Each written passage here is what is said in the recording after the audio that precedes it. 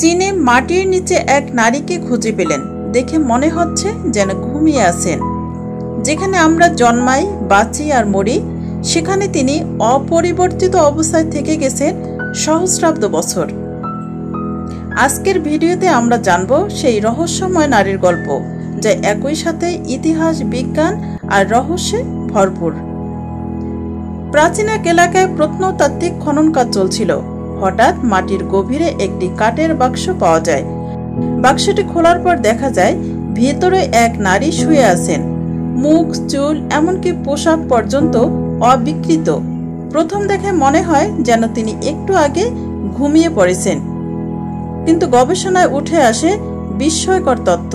এই নারী প্রায় 2000 বছর আগে জীবিত ছিলেন। গবেষকরা বলেন তার দেহ সংরক্ষণের জন্য ব্যবহৃত হয়েছে এক বিশেষ ধরনের প্রাকৃতিক রাসায়নিক এবং হার্বস, যা ব্যাকটেরিয়া ও পচন প্রক্রিয়া সম্পূর্ণভাবে থামিয়ে দিয়েছে।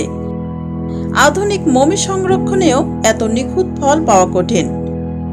বিজ্ঞানীরা তার দেহে কোনো ধরনের কৃত্রিম ইনজেকশন বা সার্জারির চিহ্ন পাননি, যা এই রহস্যকে আরো গভীর করেছে। এই নারীর গল্প আমাদের 2000 বছর আগের সভ্যতার এক ঝলক দেখিয়ে দেয়।